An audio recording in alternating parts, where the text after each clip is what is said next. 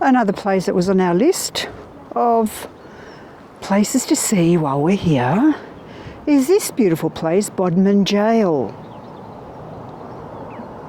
So we actually did a podcast about Bodmin Gaol and the ghosts that are here. And it's very different from when I was here a few years ago, because now part of the jail has become a luxury 5-star hotel. But let's go in and have a look at the parts of the jail that still remain open to the public.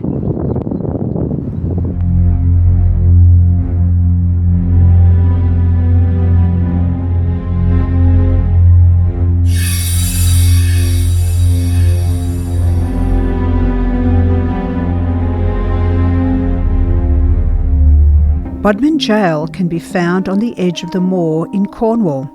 It first opened in 1779 and closed in 1929, having seen thousands of prisoners go through its front doors.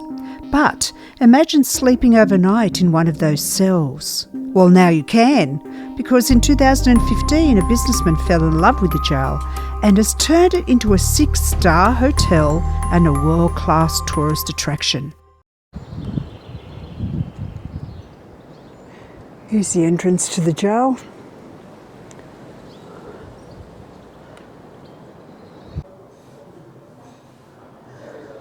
Lots of tours available.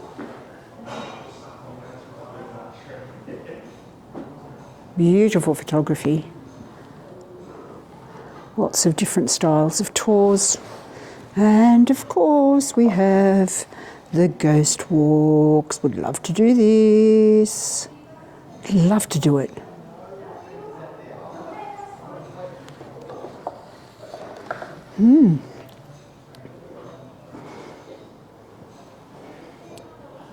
Attraction entrance. Let us go in.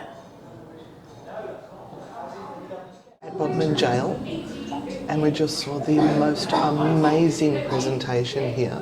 It goes for about 25 minutes, and the work that they've done to tell you the history of the jail and everything, bless you, is astounding.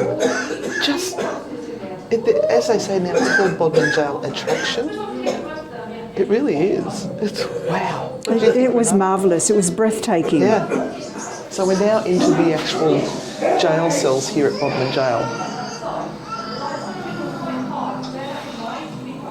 There's a lady up there talking at the moment, telling the stories. Oh, we've got a ghostly hand coming in there. Several hands. This would be a nightmare for ghost hunters to come and actually try to capture evidence of ghosts, but wow. Maybe they turn them off. Yeah, maybe. They do that where we work, don't they? Yeah.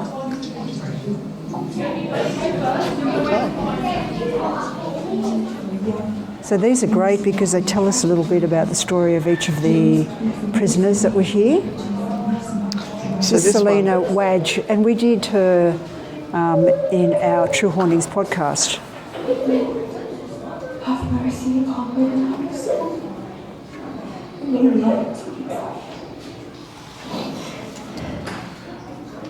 So she was hanged. She murdered a 2-year-old son, Henry, by dropping him into a well on the Bodmin Moor. Selena said that a man named James Westwood promised to marry her if she got rid of the child, although during the trial she tried to claim it was James Westwood who murdered her son, and I do remember all of this. After her condemnation, Selena received a letter from Westwood, who was a witness at her trial, begging for forgiveness. Oh, Selena. So in the podcast True Hauntings, we talked about the treadmill as being one of the punishments.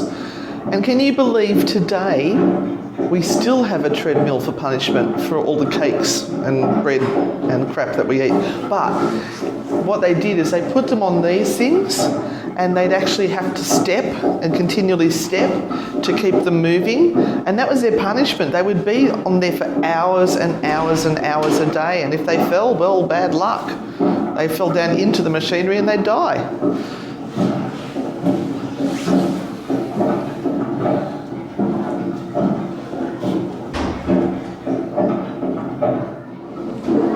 And we also talk a lot about picking oakum, which is something that the females in Newcastle did when they came to Newcastle to be part of the penal settlement.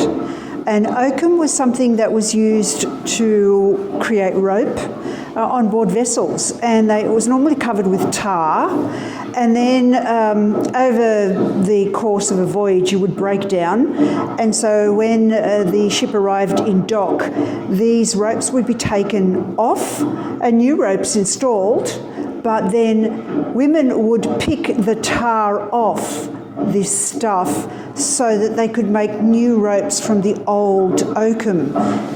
And this is it. And it's like wire. And imagine pulling tar off this. It would just cut your fingers into shreds. Absolutely cut fingers into shreds. So it's really, really interesting to see it. The jail was home to over 50 public executions, with the spectacle it offered being so popular a railway station was built nearby to ferry in spectators to watch the death sentences being carried out.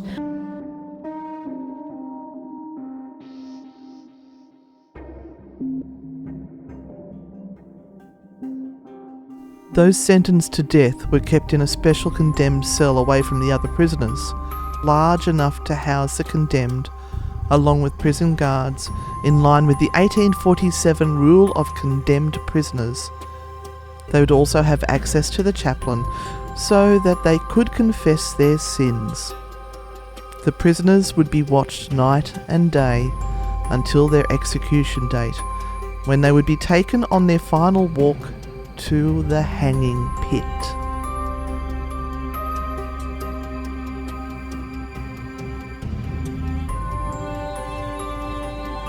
When the time for the execution arrived, the prisoner would be escorted by prison officials and possibly accompanied by a priest or chaplain. Once the prisoner reached the gallows, they would be positioned on the trapdoor of the hanging pit, typically with their hands bound and a noose placed around their neck. The executioner, following the instructions and guidance of the prison officials, would carry out the execution by releasing the trapdoor, causing the prisoner to fall. The prisoner's neck would be broken, resulting in death. A prison doctor or medical professional would then examine the body to officially pronounce the prisoner dead.